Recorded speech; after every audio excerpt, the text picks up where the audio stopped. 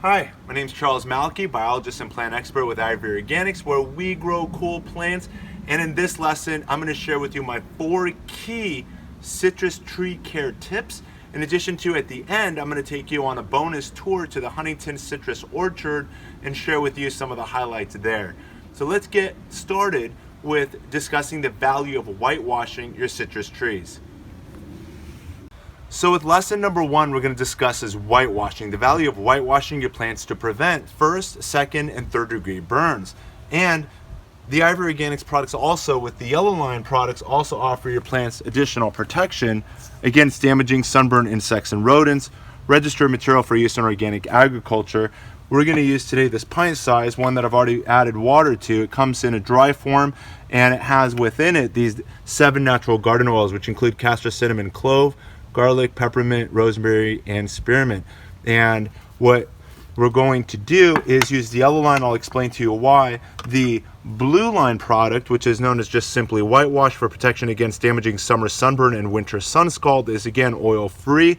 It does have the added benefits of garlic and cinnamon powder, so it will have some anti-insect benefit, but it's not marketed as such. And then there's the ready to use spray, again protection against summer sunburn insects and rodents as well. And we're going to talk about the application of all of these products momentarily, but the first thing I'm going to do is take this product and I'm going to begin to reapply it to the tree trunk. As you may notice, if you come in a little closer, and the last time we applied the product, you can see, was at this spot over here. Since then, we've had a pruned branch right at the tip of my finger that is beginning to callus and heal over. Within a year, this will end up being sealed by a new layer of bark, and this zone will become waterproof and insect resistant, so on and so forth, naturally with its own bark. But right now that is exposed wood, and we're going to see some examples of wood boring insects that would otherwise penetrate the surface if not protected and given enough time.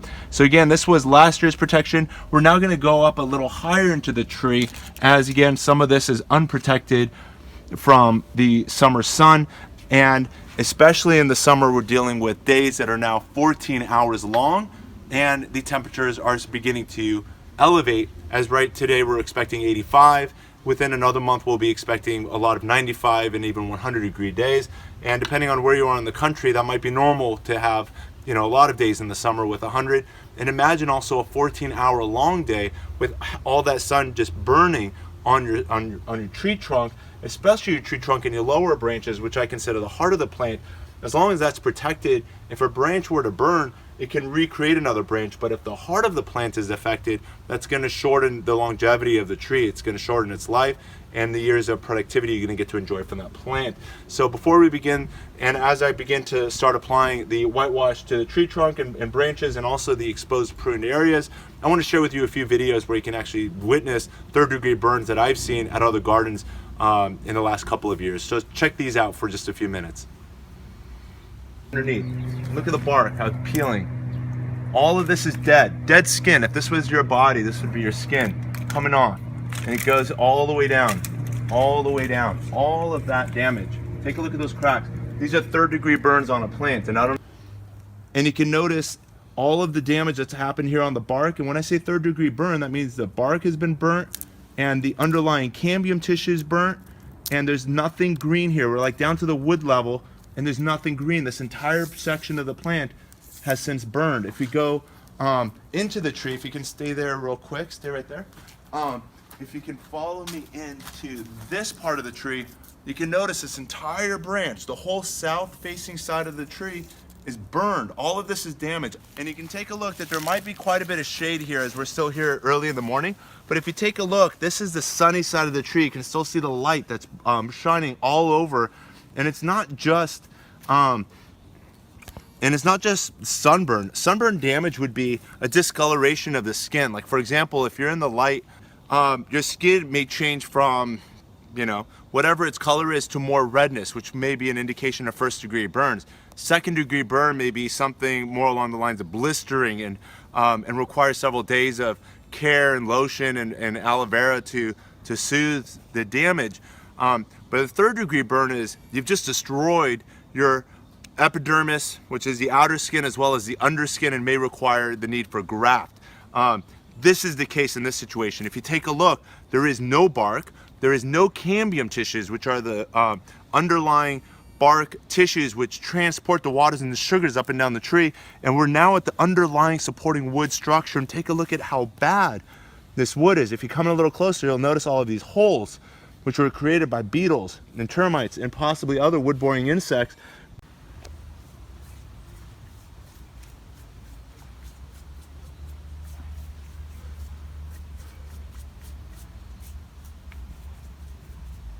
So we're coating all of the exposed underlying tree trunk and the lowest branches.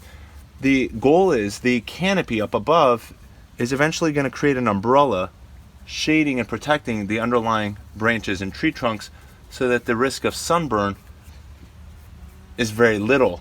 But right now, and especially at the beginning when we first started off with the plants, it's important when you plant a brand new citrus, because it's got no canopy at all, that you do protect it as we're doing right now using the Ivory Organics 3-in-1 plant guard.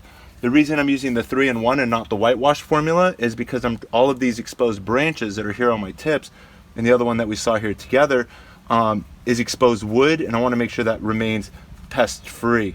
We want to make sure that no beetles and termites penetrate and go into those exposed surfaces. And all of last year's coated paint, I'm going to reapply a second coat to make sure it's good for another year. The reason, again, we're also using the Ivory Organics and not using chemical paint, as a lot of research may recommend and suggest, is chemical paint is designed to last forever. The half-life of it is several decades, maybe even up to a century. Paint is designed to go on your house, not on your trees. Just as your epidermis layer of your skin changes itself out every 30 to 60 days, your tree bark on your citrus tree is also changing itself out on average every 1 to 3 years. So as that bark is shed and returns back into your soil, you're going to end up with bark with paint that's got, again, a half-life that's going to last several decades, contaminating your soil. Again, a lot of organic orchards also throughout the country that are using organic fertilizers and organic pest control are no longer allowed to whitewash using chemical paints for the specific reason that it's contaminating the soil with these chemical products. Whereas, again, the Ivory Organics, again, is registered material for use in organic agriculture. Let me just continue finishing this up, and then we're going to go off to lesson 2, which is fertilizing.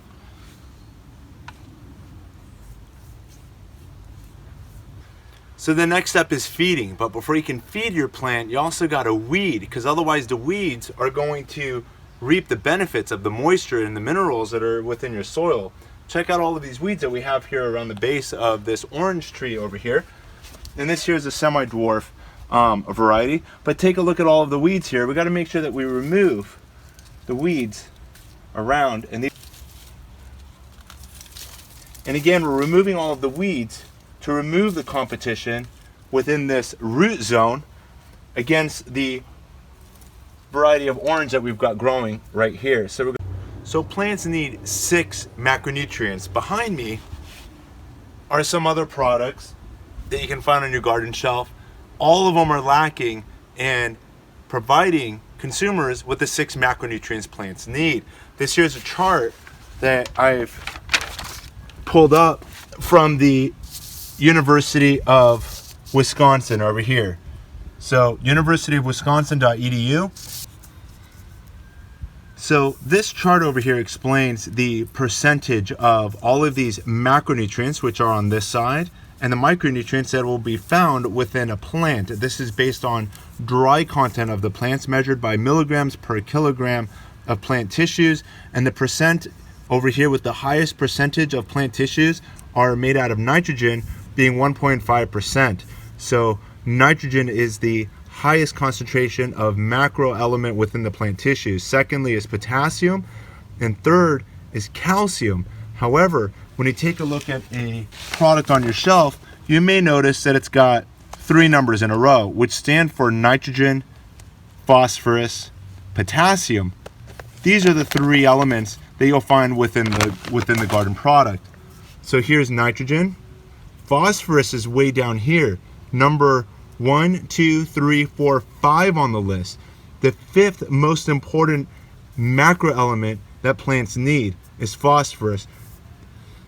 Let's go in order again. Nitrogen, potassium, calcium is the 3rd most important macronutrient that plants need. magnesium, phosphorus, and sulfur. And then this here is a list of micro elements that plants need as well. If you take now a look at the Ivory Organics, this one here is known as the Super Blend. This is our highest and best formulation, again, because it's got a paragraph list of ingredients that are in here. This has nitrogen, phosphorus, potassium, magnesium, sulfur, and calcium. Not just NPK, but also magnesium, sulfur, and calcium. Again, offering all of the macronutrients that plants need.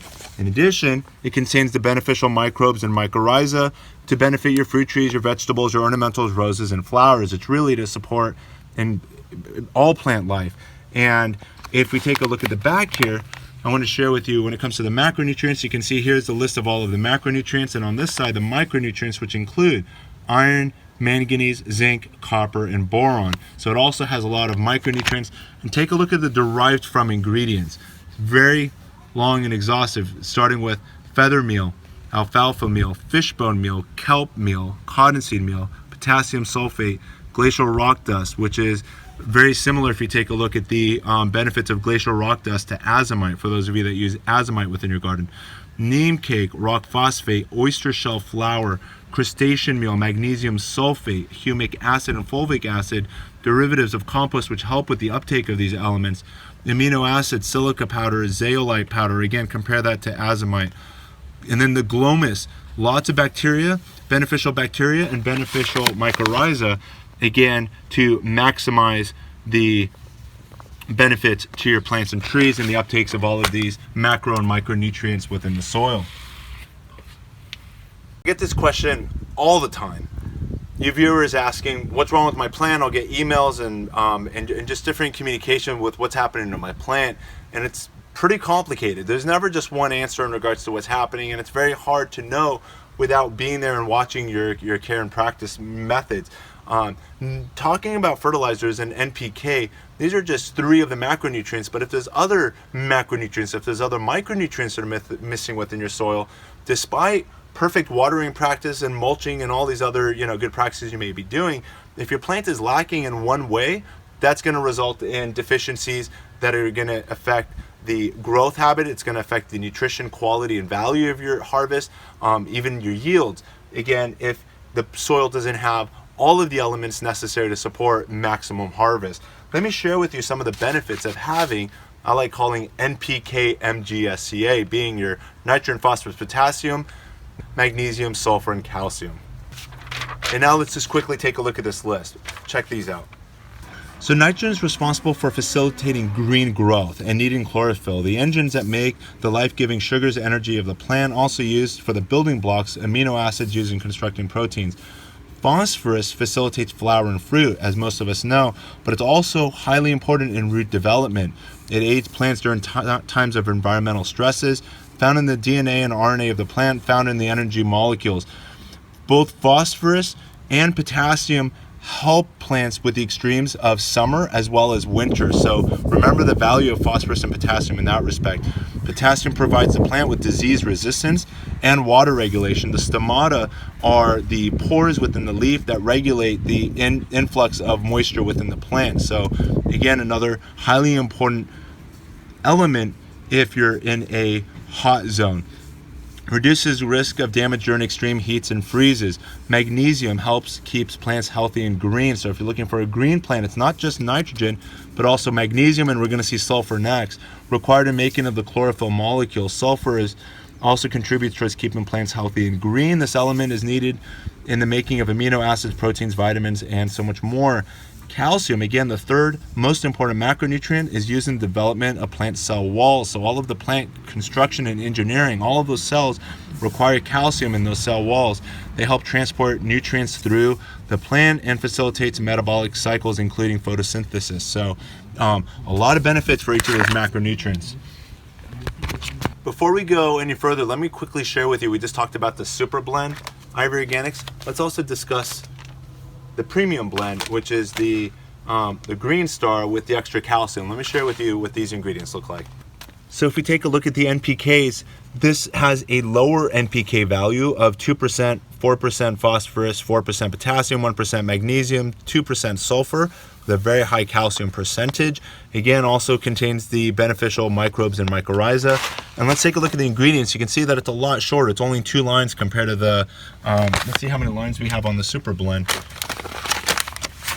This here is the Super Blend, which has 1, 2, 3, 4, 5, 6, 7, 7.5 lines of ingredients compared to the 2 lines you'll find in the premium blend with extra calcium.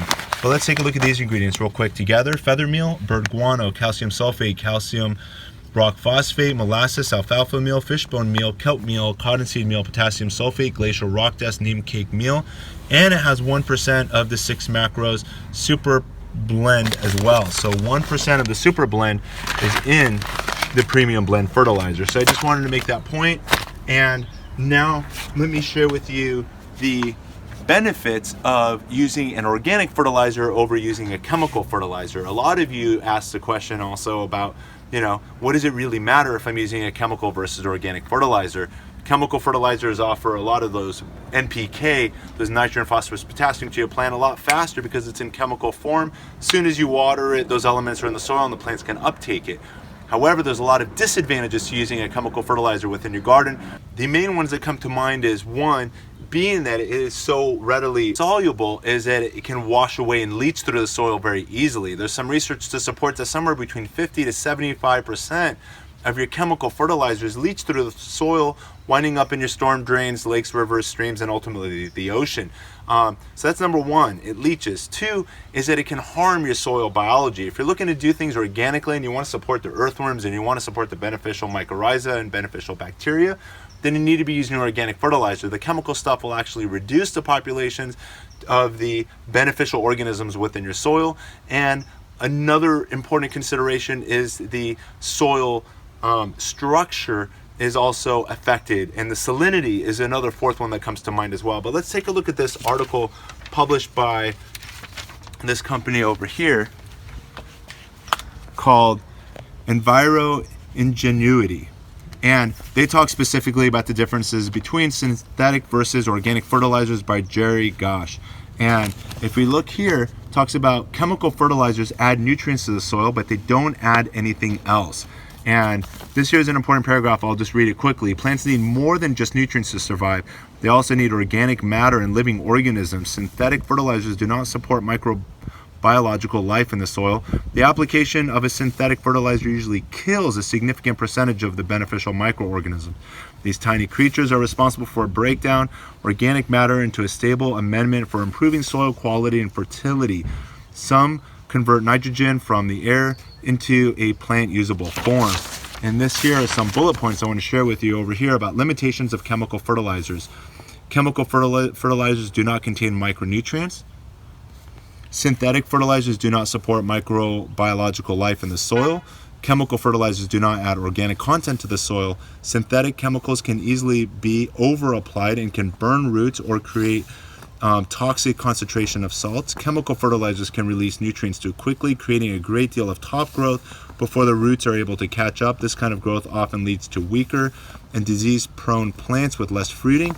Synthetic fertilizers often leach because they dissolve easily and release nutrients faster than plants use them. In conclusion, dirt becomes good soil only when you have these other components: organic matter, living organisms, moisture, and nutrients for plants and microorganisms. Happy plants require healthy soil.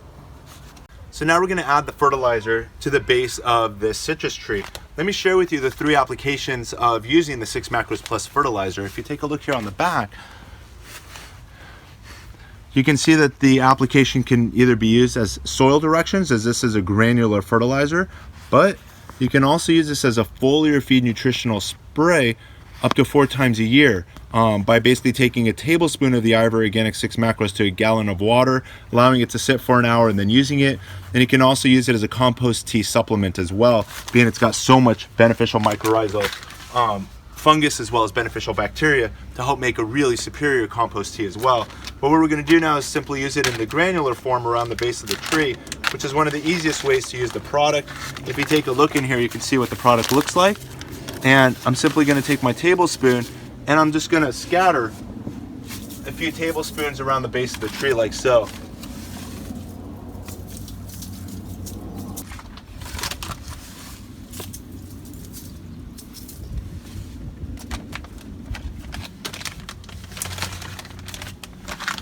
Once I've added the 6 macros plus granular fertilizer around the root zone of the plant, I'm simply going to take my hand tool like so and basically rake it into the top 1/8 of an inch or 1/4 of an inch. You don't want to go too deep, and you don't want to disrupt all of those air roots that are near the surface of the soil, as those are highly important in the success and the blooming and the fruiting of the plant. So we're going to just get that granular fertilizer in contact with the soil so that all of the existing soil organisms can get in contact and begin to benefit off of this organic fertilizer.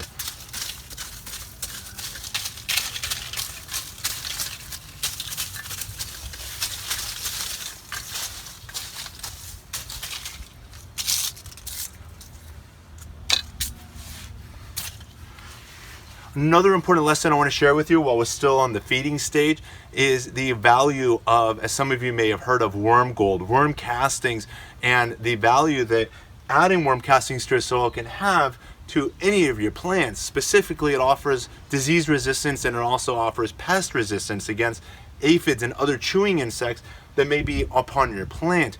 By adding worm casting, specifically what's in the worm casting is an enzyme known as chitinase, and that chitinase, when uptaken by the roots and goes within the plant, chitinase is an enzyme that breaks down chitin, and chitin is used in the formation of the exoskeleton of insects. So you can imagine that if the insect is chewing and sucking upon those leaves, taking in all of this chitinase, which is from those worm castings within the soil, then it's basically going to weaken the exoskeleton and basically harm and injure that insect's life, which is a big plus, as the goal is we don't want any insects chewing and gnawing on our plants. So again, by having chitinase within the soil, which again comes from worm castings, you're going to see your plants benefit. These plants can naturally get chitinase and naturally get worm castings and worm gold by feeding your soils organically. Another benefit of organic fertilizers is that will enrich and support the maximum amount of worms within your soil to create that worm manure and those worm castings that have the chitinase that'll then support and create the healthy and naturally bug resistant plant.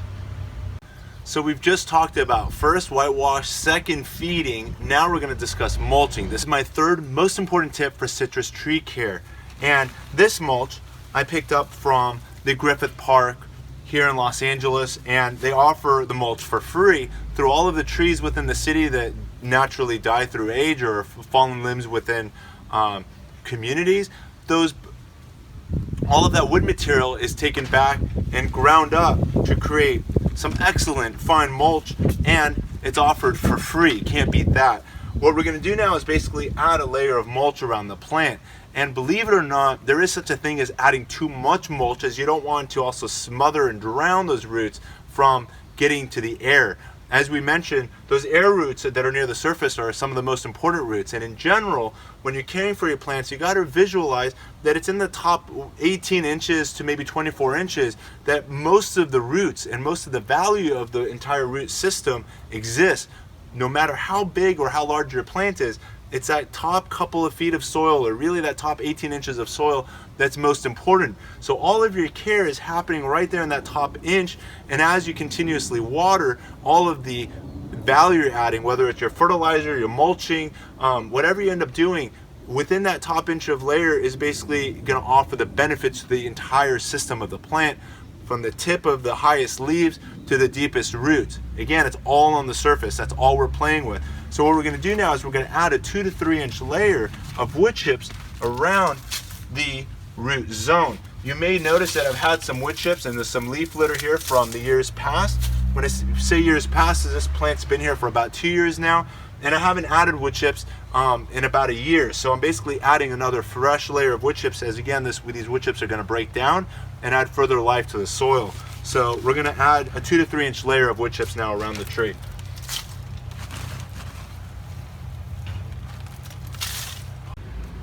When adding your wood chips around the root zone of your citrus tree, make sure that the wood doesn't come in contact with the bark. The wood is going to naturally absorb a lot of moisture, and you don't want that moisture to basically dampen the trunk, leading to a phenomenon known as stem rot. So what we're going to do is, once you've applied your 2 to 3 inch layer of wood chips around the tree, you're going to want to then pull back around the stem and make sure that you keep that nice and dry. And you're going to continuously monitor that at least once a month to make sure that none of these wood chips through watering or wind end up landing too close to the tree trunk, leading to, again, that phenomenon known as stem rot. So let me share with you now 5 important reasons for mulching. So this is again on our lesson tip number 3, the importance of mulching, but there's 5 great reasons to be mulching pretty much all of your plants and trees.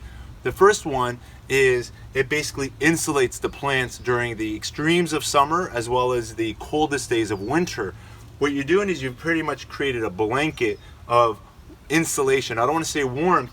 In the winter you're offering warmth, but in the summer you're actually keeping the soil several degrees cooler. So again, cooler in the summer, warmer in the winter by adding a nice 2 to 3 inch layer of mulch around each of your trees. Secondly, what you're doing is as these wood chips break down, you're also offering further enrichment of the soil, as all of the elements that went into creating these trees within your community are now being broken down and turning into value that'll benefit those trees that you've added that layer of mulch to. Another third very important reason is it eliminates the weeds surrounding that root zone. It'll eliminate your weeding process by as much as 90 to 95%. That's huge, that 95% of your weeds within your garden are gone simply by adding a layer of mulch around your plants. Another important reason, and there's some university studies that substantiate this, by simply adding a layer of wood chips around your plants, by simply mulching, you are also preventing the risk of root rot. What it does is you're creating so much beneficial life surrounding that root zone of your plant that these beneficial bacteria within your soil will actually combat the diseases that cause and contribute towards root rot. That's another great reason to also be adding a layer of mulch around your plants. And lastly, and this is the 5th reason, is water conservation. You'll save as much as 50% on your watering practice by adding a layer of mulch, as again this helps retain moisture within the soil so that you'll have to water less. And again, this is going to lead to a much more stable tree, that again the soil moisture is going to be more stable between watering than without a layer of mulch around the plant. So that's 5 excellent reasons to be mulching pretty much all of your plants and trees within your garden. So the 4th important lesson now in managing and taking care of your citrus is now going to be pest control. And late spring through summer and even early fall is when the pest control populations explode, and that's when a little bit more care and attention is needed.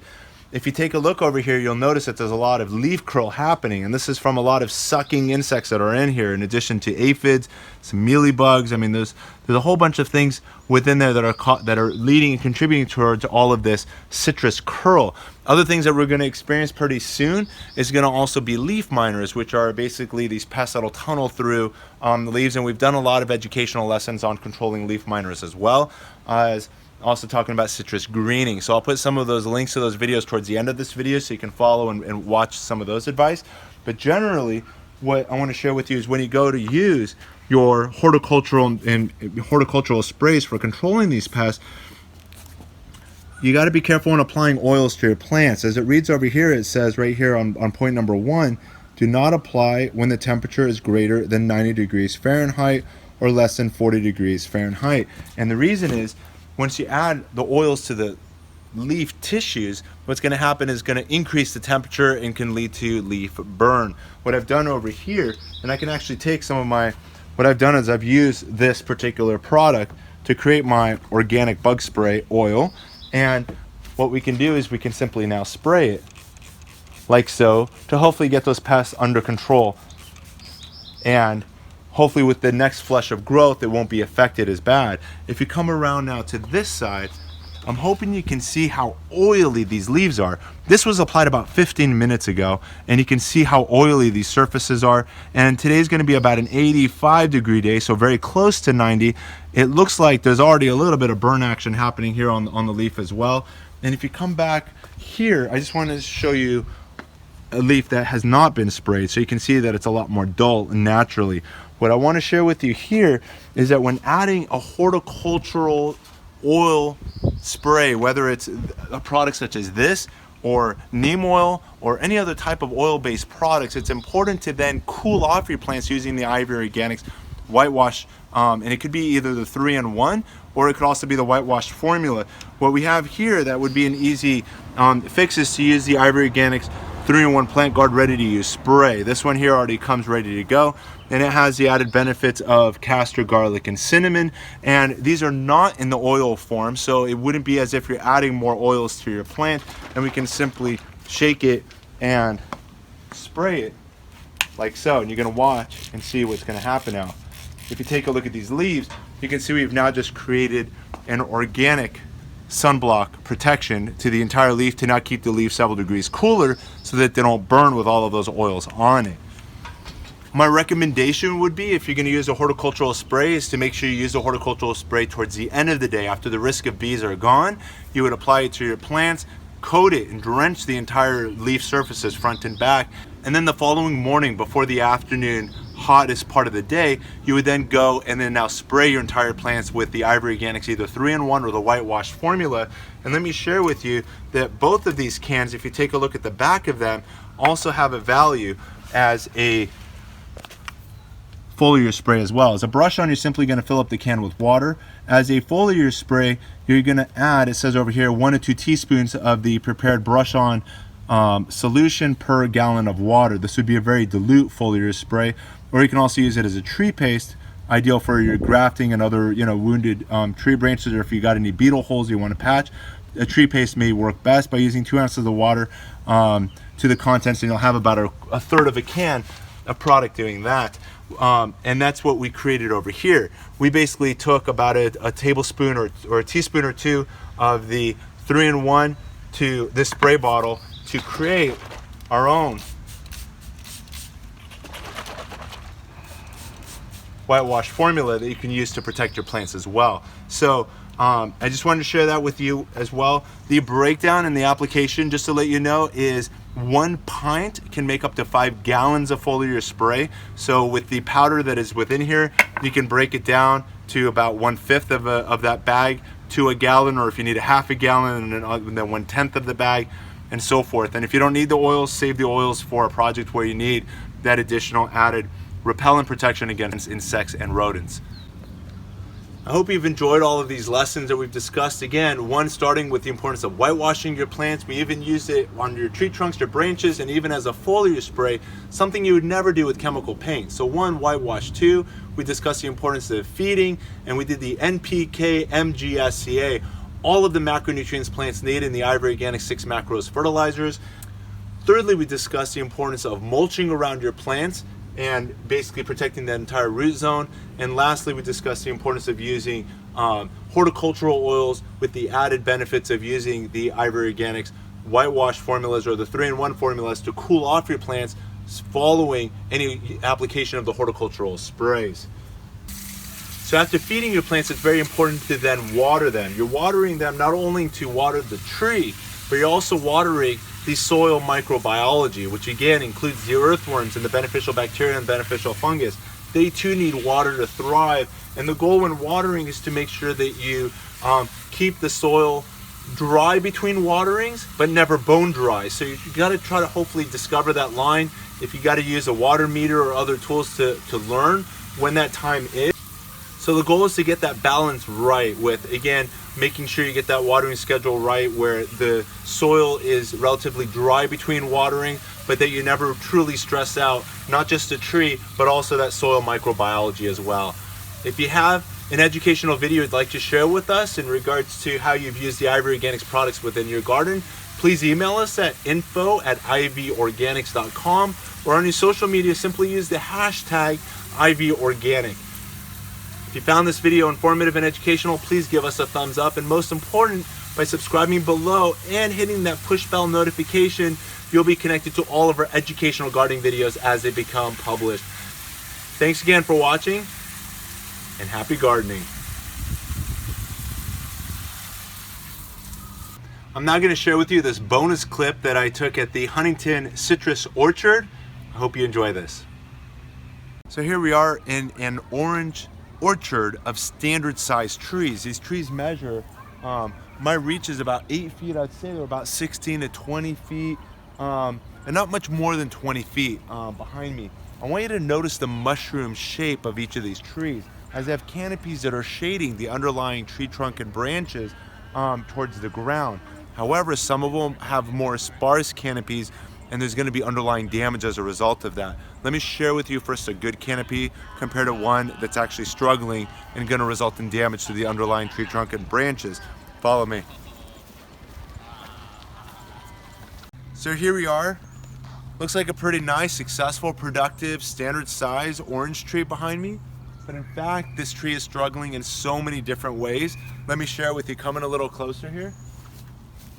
And what you're gonna notice is that there's burns to the tree because the canopy is very sparse. I'm gonna show you a healthy tree in comparison, but take a look at what's happening underlying the tree trunk. You can see that all of the branches are cracking and peeling, and we're talking about not first degree burns where there may be some discoloration as there may be in some of these spots, or second degree burns where there's maybe some minor cracking happening. But take a look at the bark. It's toast, literally. It's cooked off, and all of the underlying wood is now exposed, a perfect entryway for beetles and termites to get into it and even further shorten the life of the tree. If we come a little closer down here, you can see that all of, like, and this could have started as sunburn, and now the beetles and termites, you can see as evidenced by these holes, are now working their way into compromising the integrity of the underlying supporting wood structure. Let me share with you now the ideal citrus canopy. Follow me. Here we are with an ideal citrus canopy. Look at how dense the foliage is, and that's as a result of having a lot of good nutrients and care. They've got some leaf litter around the tree as well, but with a nice umbrella tight canopy like this, that's going to shade the underlying tree trunk and branches, and the canopy is also large enough that the sun, maybe just for a matter of minutes, probably not even an hour per day, enters that lowest part of the canopy, as the diameter of that canopy is quite large. I hope you've understand the differences between those two. And let me see if there's any other lessons I can share with you within this garden. Let's continue. So there's another lesson I want to share with you. If we can now enter the under canopy of this orange tree. Check this out.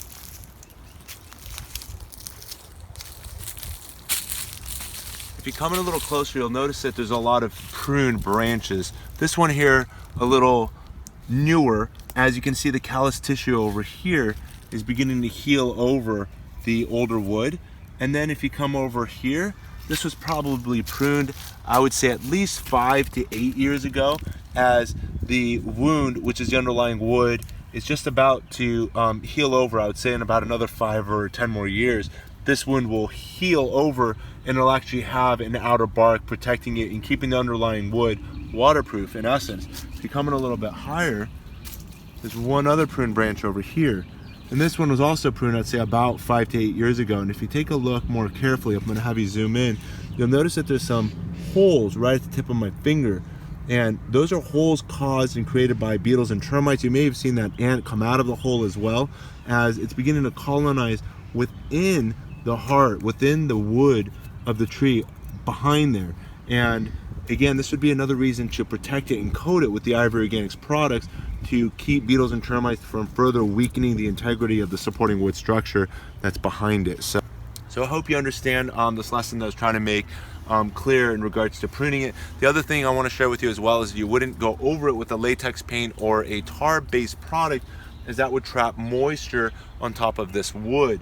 If you seal it with a waterproof membrane, and there's a lot of research to support this, it's going to cause rotting on the underlying wood, and that can further acerbate and shorten the life and the strength of that underlying supporting wood structure. So the Ivory Organics products, for those of you that don't know, is water permeable and allows water to pass while still creating a barrier to keep a insect repellent defense to keep predominantly beetles and termites from entering this now exposed wood until it finally heals over. So some of you may ask and want to introduce a citrus into your property, and some of you might pick up a tree from the nursery not knowing what it's going to grow into. Am I going to have a small citrus tree that's only going to grow 2 to 3 feet, and that would be a dwarf? Or do I want a semi-dwarf that's going to grow about 6 to maybe 10 or 12 feet? Or is it going to grow into a standard where it's going to grow 15 to 25 and even more feet? This one here is a standard tree, going to reach heights of over 15 feet and approach heights closer to 20 feet. Check this little baby out with the little oranges that are in here and even younger fruit as well. But this little tree, in just a matter of a few more years, is going to turn to something like one of these trees behind me. This is just another tree I had to share with you. Had this tree been in the upright position and created a canopy that would have shaded the underlying branches and tree trunks, this would have never happened. More third-degree burns. Come and check this out.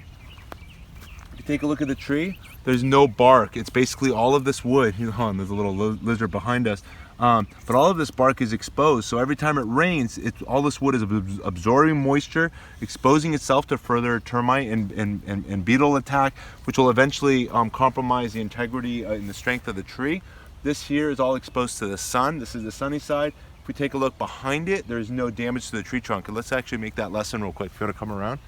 Take a look at the underside of this. Hopefully you can come in a little closer. You'll see that there's no damage to the underside of the tree trunk. All of the bark is intact, and that's what's helping to move the fluids and the vitamins and the nutrients from the soil up to the leaves, and from the leaves and the sugars back down to the roots. It's all happening on the back side of the plant, the shady side of the plant.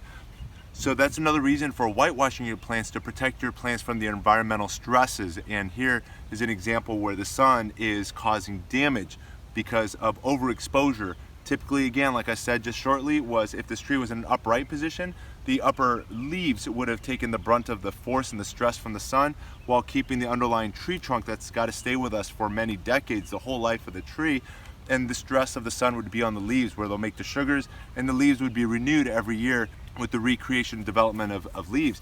The trunk, on the other hand, it's going to take a long time for it to recreate and heal over. And again, it won't even heal over as long as it's exposed like this. Once it's whitewashed, the callus tissues from the side can start working their way back and healing all of this exposed damage.